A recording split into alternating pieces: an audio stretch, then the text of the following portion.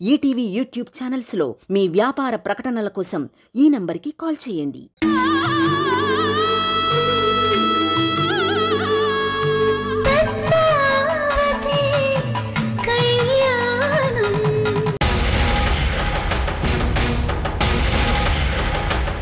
ఇంటికన్నా ఊరే ముఖ్యం. ఈ ఊరి పెద్దగా నేను తీసుకుంటున్న ఈ నిర్ణయం తప్పో ఒప్పో నాకు తెలీదు. కానీ పంచాయతీ నిర్ణయాల ప్రకారం నేను చెయ్యక తప్పదు.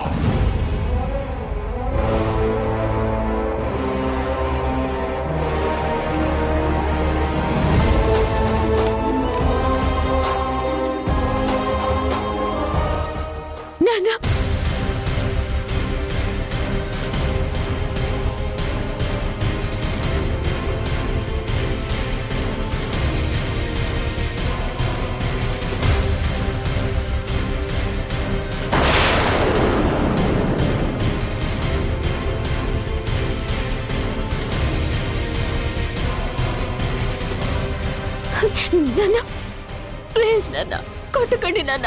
నాన్న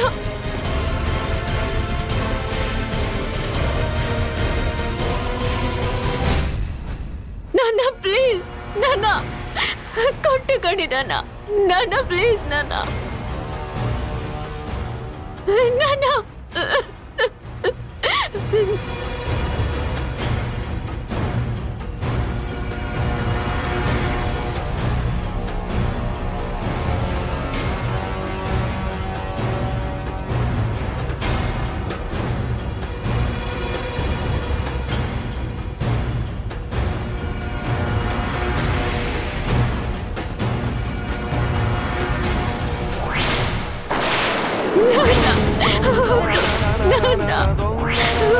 నాన్న కొట్టకండి నాన్న. తట్టుకోలేను నాన్న.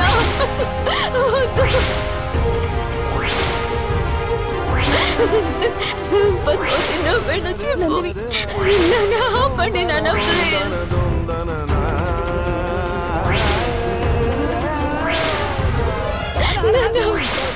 పద్మావతి నువ్వేణ చెప్పు. పద్మావతి నువ్వేణ చెప్పు. పద్మావతి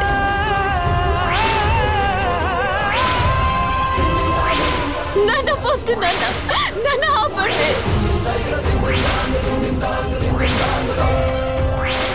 నాన్న కొట్టద్దు. బాబాయ్ నువ్వు చెప్పు బాబాయ్.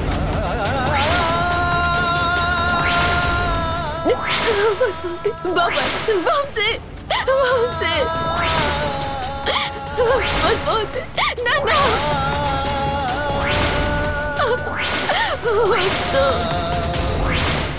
వంశీ నన్ను వద్దు. నన్ను చచ్చిపోతాను నాన్న. వద్దు వంశీ. పద్మావతి నాన్న ఆపండి నాన్న. వంశీ వద్దు నాన్న.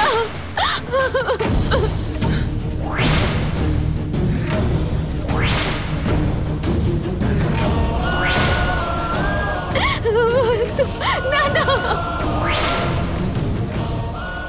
వంశీ వంశీ వంశీ వంశీ వంశీ వంశీ వంశీ వంశీ వంశీ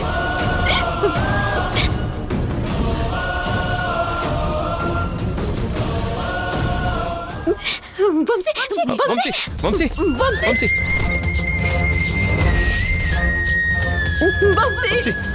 వంశీ వంశీ వంశీ వంశీ వంశీ కళ్ళు తెరు. వంశీ వంశీ లే. వంశీ వంశీ వంశీ వంశీ వంశీ వంశీ వంశీ నన్ను చూడు. వంశీ వంశీ వంశీ వంశీ వంశీ లే. వంశీ వంశీ కళ్ళు తెరు. వంశీ వంశీ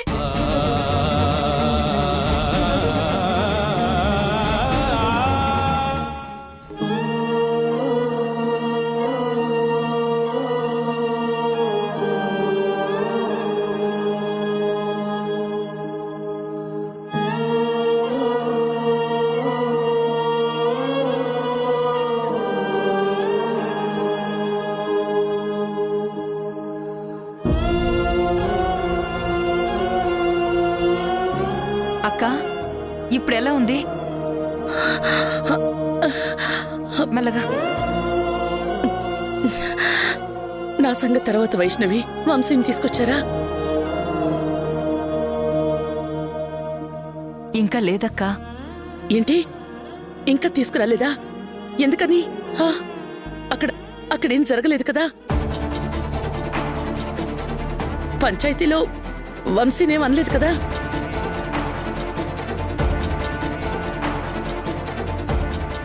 ఏంటి వైష్ణవి, నేను నిన్ను అడుగుతుంటే నువ్వు వాళ్ళ వంక చూస్తావేంటి? అబ్బే అక్క, అది చెప్పు, ఏం జరిగింది? వంశీనేమైనా అన్నారంట? చెప్పు వైష్ణవి, ఏం జరిగిందో త్వరగా చెప్పు, లేదంటే నేను రచ్చబండ దగ్గరికి వెళ్తాను. అక్క, వాళ్ళు ఆల్రెడీ బయలుదేరామని ఇందాకే లీలా ఫోన్ చేసి చెప్పిందక్క.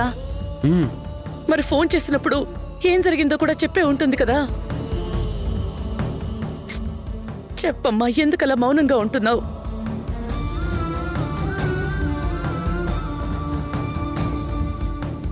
మీరంతా అలా మౌనంగా ఉన్నారంటే ఖచ్చితంగా అక్కడేదో పెద్ద గొడవే జరుగుంటుంది. ప్రకాష్, ఒకసారి మీ అన్నయ్యకి ఫోన్ చేసి ఏం జరిగిందో నేను మాట్లాడతాను.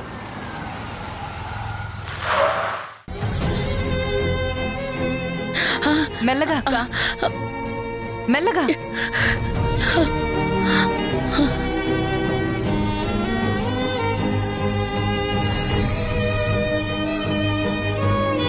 అయ్యో వంశీ, వంశీ, అయ్యో నాన్న, వంశీ, వంశీ, ఏమైంది? ఏం జరిగింది? అయిపోయిందమ్మా, అంతా అయిపోయింది. అంతా అయిపోవడం ఏంటి? వంశీ ఎందుకలా స్పృహ తప్పాడు? వంశీని కొట్టారమ్మా.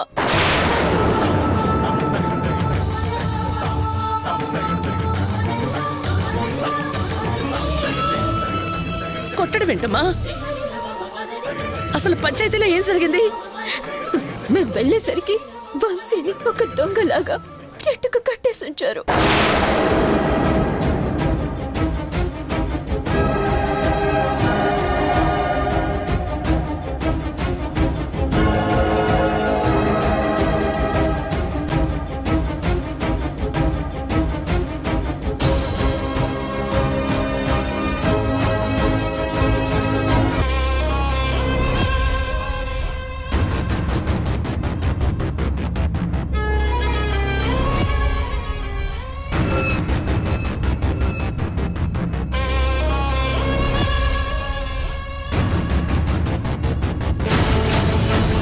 వంశీని ఎందుకు కొట్టారు?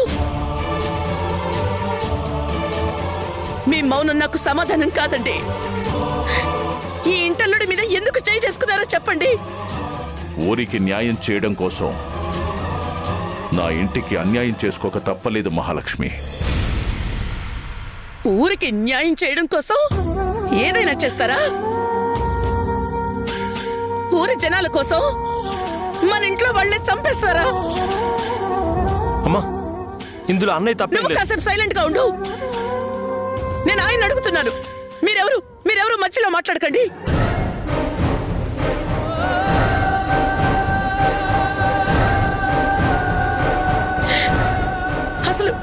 అసలు మీరేం చేస్తున్నారో మీకైనా అర్థం అవుతుందా?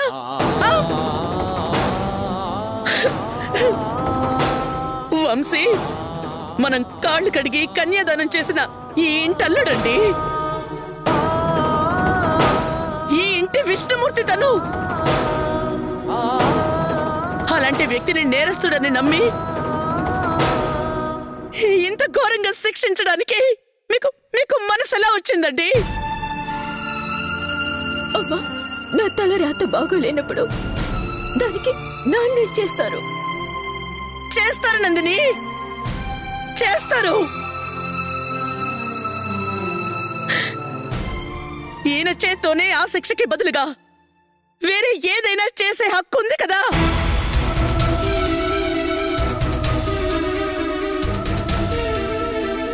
ఓ పంచాయతీ పెద్దగా మీ నాన్నగారు చెప్పిన తీర్పే కదా అమలయ్యేది. మరలాంటి మనిషి మార్చలేరా?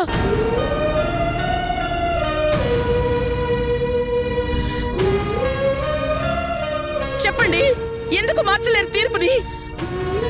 ఎందుకంటే ఊరి జనాలు నాకు అధికారం ఇచ్చింది వాళ్ళకి న్యాయం చేస్తానని.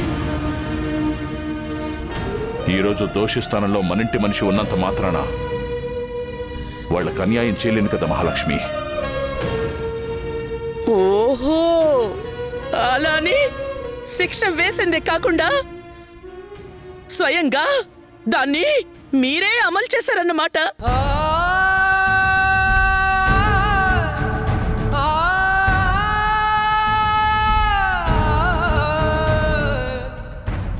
బాగుందండి, బాగుంది. మీ తీర్పు చాలా బాగుంది, చాలా బాగుంది. ఆ రోజు అన్యాయంగా ఆదిత్యని గొడ్డని బాదినట్టు బాదారు.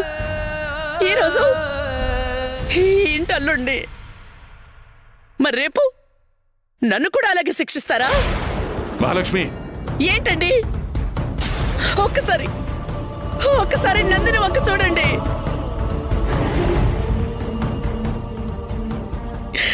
భర్తను అలాంటి పరిస్థితుల్లో చూడలేక, శిక్షించిన తండ్రిని ఏమనాలో తెలియక తనలో తనే ఎలా కుమిలిపోతుందో చూడండి.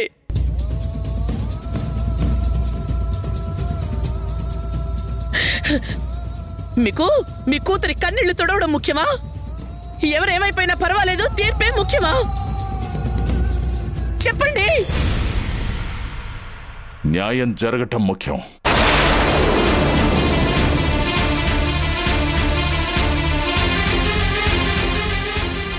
ఇంటిల్లిపాదుని బాధ పెట్టే ఈ తీర్పులు ఎందుకండి మనకి? ఎందుకండి? ఎవరికో న్యాయం చేయడం కోసం మనం బాధపడాలి? చెప్పండి. పంచాయతీ పెద్దంటేనే బంధాలకి అతీతుడు మహాలక్ష్మి. నేను వంశీని శిక్షించింది ఓ పంచాయతీ పెద్దగా కావచ్చు, కానీ ఇప్పుడు పశ్చాత్తాపడేది మాత్రం ఓ మామగానే.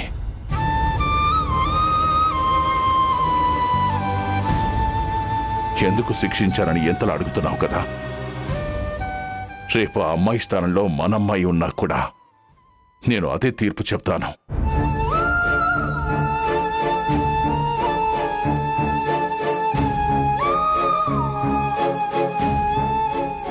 కానీ నా తీర్పుల కారణంగా మీరంతా బాధపడటం కూడా నాకు ఇష్టం లేదు.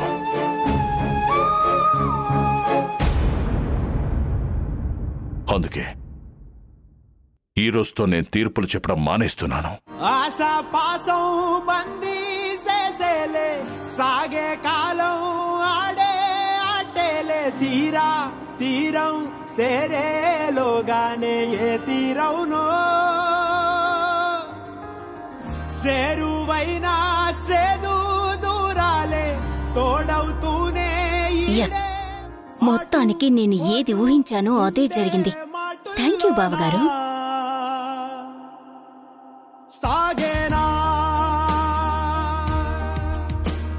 నిండు పున్నవేళ మబ్బు కమ్ముకొచ్చి సింహ సీకటల్లిపోతుంటే నీ గమ్యం గందరగోళం, దిక్కు తోచకుండా చల్లడిల్లిపోతూ పల్లటిల్లిపోయి నీ ఉంటే తీరేనా నీ ఆరాటం.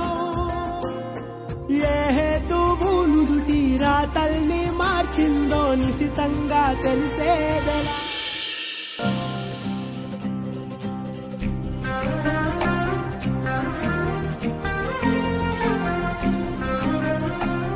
బామ్మా బామ్మా బామ్మా, ఏంటే ఏమైంది?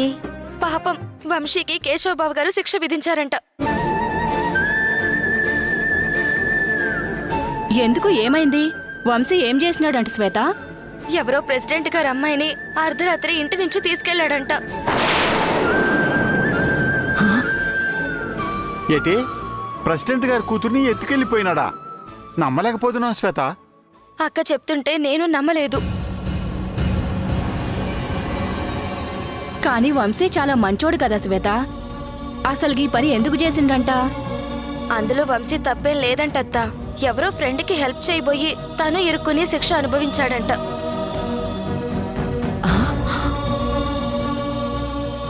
అట్లనా? ఏంటి ఇది? కష్టాలన్నీ వాళ్ళ కుటుంబానికి ఎందుకు వస్తున్నాయి? వాళ్ళు చేసిన తప్పేంటి? అంతా ఉమ్మడిగా కలిసి ఉండడమేనా? పాపం వాళ్ళ కుటుంబాన్ని చూస్తుంటే చాలా జాలేస్తుంది బామ్మ. పాపం పద్మావతికేమో అట్టా జరిగినది. ఇప్పుడు శుభమా అని వ్రతం చేసుకుంటా ఉంటే వంశీబాబుని శిక్షించాల్సి వచ్చినది. గాయం అంటే ఏదో రోజు మానిపోతది. కాని గంతమందిలో పోయిన వంశీ పరువు, గా కేశవ్ గారి కుటుంబం పరువు ఎట్లా తిరిగొస్తది? నువ్వు పరువు గురించి ఆలోచిస్తున్నావత్తా. కానీ ఇంకా శిక్షించుంటే పాపం వంశీ ప్రాణమే పోయుండేదంట.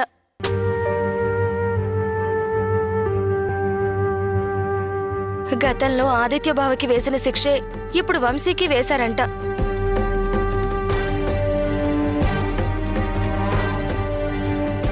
ఇన్నాళ్ళు ఊరికే ఆదర్శంగా ఉన్న కుటుంబం ఇప్పుడు అదే ఊర్లో అవమానాలు ఎదుర్కోవాల్సి వస్తోంది. ఏమిటో ఆ దేవుడి లీలలు ఎవ్వరికీ అర్థం కావు. శ్వేత, ఒకసారి పద్మావతికి ఫోన్ చేయమ్మా. పాపం వంశీబాబు పరిస్థితి ఎట్టాగుందో కనుక్కుందాం. అవును శ్వేత, ఒకసారి అమ్మాయితో మాట్లాడదాం. ఫోన్ చెయ్యి. అలాగే బామ్మ.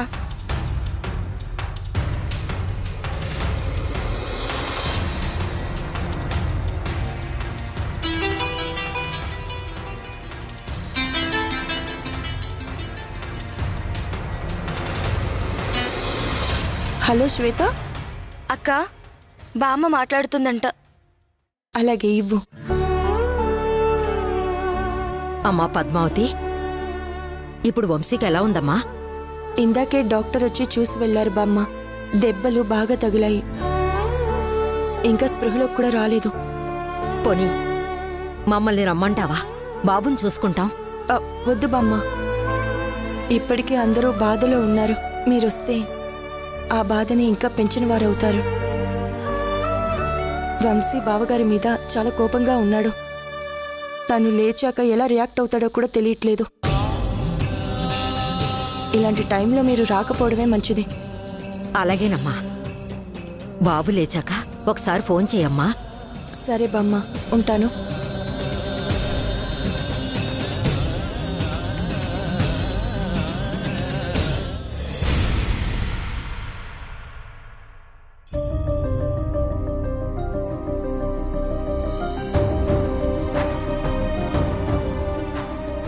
అమ్మ నందిని, వంశీకి వేణెళ్ళితో కాపడం పెట్టు. తను లేచేసరికి కాస్త నొప్పులు తగ్గుతాయి. ఆయన ఒంటి మీద నొప్పి కాపడం పెడితే తగ్గుతుందమ్మా. కానీ ఆయన గుండెల్లోని నొప్పి ఎలా తగ్గించాలో అర్థం కావట్లేదు.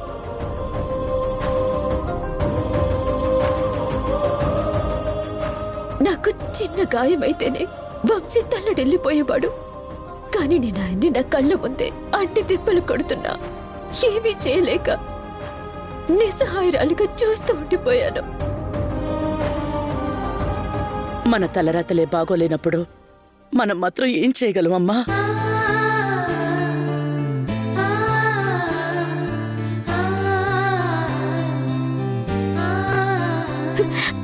అసలు మేము ఈ వ్రతానికి రాకపోయినా ఇలా జరుగుండేది కాదేమో. మనం చేసిన తప్పులకి దేవుని నిందించడం ఎందుకమ్మా? అసలు మౌనిక వాళ్ళ ఇంటికి ఎందుకు వెళ్ళాడు? ఇప్పుడు వంశీ చెప్పింది నమ్మాలో లేక జరిగిన దాన్ని నమ్మాలో నాకేం అర్థం కావడం లేదు. వంశీ ఇంతకు ముందు 2-3 సార్లు మౌనిక టాపిక్ తీసుకొచ్చాడు బాబాయ్.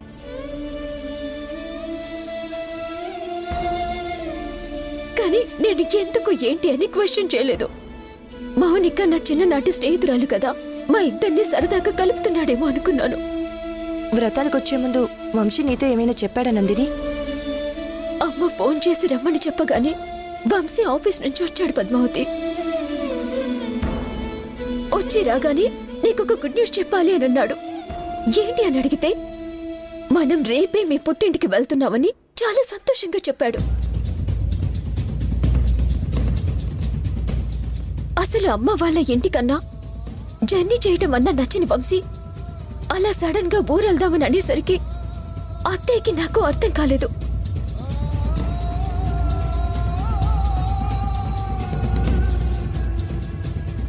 తీరా ఇక్కడికి వచ్చాక కూడా మౌనికని కలవటానికి చాలా ఇంట్రెస్ట్ చూపించాడు. మరి నువ్వు ఎందుకని అడగలేదమ్మా?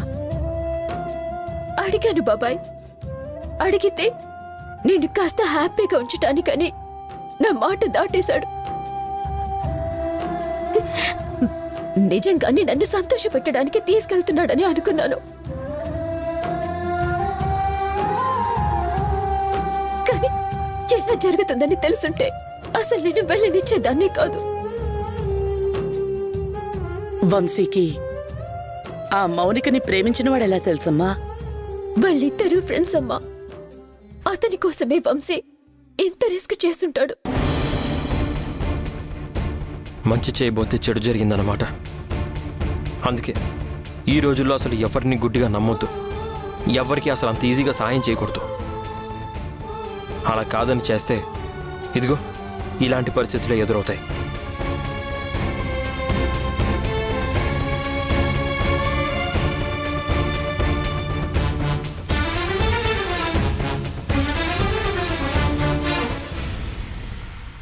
వంశీ, వంశీ, ఆగు వంశీ. ఎక్కడికి వెళ్తున్నావు? నా ఇంటికి. వద్దు వంశీ, ఇలాంటి పరిస్థితుల్లో ఇప్పుడు అక్కడికి వెళ్ళటం అంత మంచిది కాదు. ఇక్కడ ఉండడం నాకు మంచిది కాదు. అలా అనుకు వంశీ, ఈ ఒక్కరోజుకైనా ఉంటూ. ఎందుకు? ఈ ఒక్కరోజు ఉంటే పూర్తి జీవసేవలా మారుస్తారా? ఈ రోజుతో, ఈ క్షణంతో మీకు నాకు మధ్య సంబంధం తెగిపోయింది. మీరు నాకు అత్తమామలు కాదు, నేను మీకు అల్లుణ్ణి కాదు. ఈ రోజుతో ఈ ఇంటలుడు చచ్చిపోయాడు అనుకోండి.